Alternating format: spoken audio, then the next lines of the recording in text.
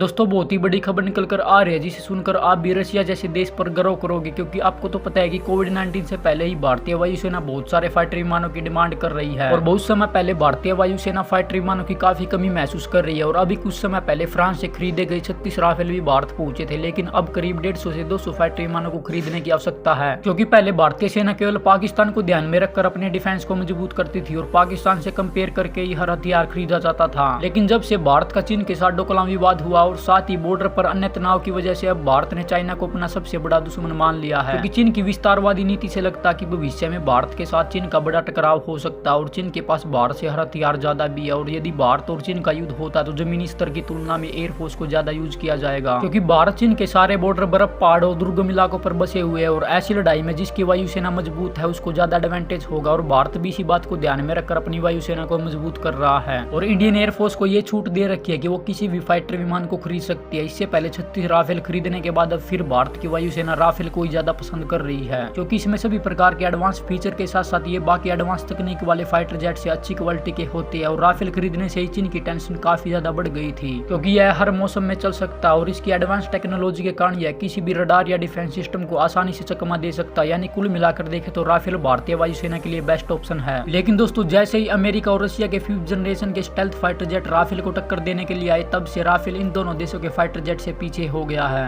क्योंकि जैसा कि आपको पता है कि बेंगलोर में एशिया का सबसे बड़ा शो एरो इंडिया 2023 का आयोजन हुआ था, जिसमें अमेरिका ने पहली बार अपने सबसे खतरनाक फाइटर जेट F-35 को इसमें भेजा था, ताकि वह भारत को अपने हथियारों की ओर आकर्षित कर ले और भारत को हथियार बेचे और रशिया के साथ भारत की दूरियां बढ़ा सके। लेकिन दोस्तों अमेरिका के इसी फाइटर जेट को टक्कर देने के लिए रशिया ने भी अपने सबसे खतरनाक फाइटर जेट Su-57E को भारत के एरो इंडिया शो में भेजा था, जो कि 5th जनरेशन का सबसे एडवांस किस्म का स्टेल्थ फाइटर जेट है। और इनके अलावा और बाकी कंट्रीज के फाइटर विमान इस एरो इंडिया 2023 में आए थे, लेकिन सबसे ज्यादा टॉप 3 फाइटर विमान जिनकी ज्यादा चर्चा थी वो थे F-35, Su-57E और फ्रांस का राफेल। और ज्यादा चांस है कि भारतीय वायुसेना इन्हीं में से कोई विमान खरीदने वाली है बहुत ही बड़ी संख्या में, जिससे ये तीनों देश यानी अमेरिका, फ्रांस और रूस सभी भारत को ये विमान बेचने के लिए एक से बढ़कर एक ऑफर दे रहे थे। लेकिन अब रशिया ने भारत को एक ऐसा ऑफर दिया है जो अमेरिका और फ्रांस नहीं दे पाए, और ये ऑफर देकर रशिया ने साबित कर दिया कि वो भारत के लिए कुछ भी कर सकता है, क्योंकि रशिया ने कहा कि वो Su-57 फैलन की सारी तकनीक भारत को देगा। और साथ ही रूस ने कहा कि वो इसे भारत के साथ मिलकर मेक इन इंडिया के तहत बनाएगा, जैसे सुखोई 30 MKI बना था, और इसमें 70% पार्ट भारतीय ही होंगे। और ये Su-57 70% मेक इन इंडिया के तहत बनाया जाएगा। और ये ऑफर देकर रूस ने फ्रांस और अमेरिका को भी बड़ा झटका दिया है, क्योंकि ऐसा ऑफर फ्रांस भी नहीं दे सकता। और अमेरिका का तो आपको पता ही है कि वो कभी भी अपनी तकनीक भारत को देने के लिए तैयार नहीं होगा। और प्राइस के हिसाब से भी Su-57 ही भारत के लिए बहुत ही अच्छा साबित होगा। और रूस के इस ऑफर से अच्छा ऑफर शायद ही कोई देश किसी को दे पाएगा। और अब देखना होगा कि इस पर भारत सरकार और भारतीय वायुसेना क्या डिसीजन लेती है और कौन से फाइटर विमान को खरीदने का ऐलान करती है। फिलहाल दोस्तों आपकी रूस के इस ऑफर के बारे में क्या राय है, कमेंट करके जरूर बताएं। वीडियो पसंद आई तो वीडियो को लाइक करके चैनल को भी सब्सक्राइब कर लेना ऐसे डिफेंस और वर्ल्ड अफेयर्स से जुड़ी अपडेट पाने के लिए।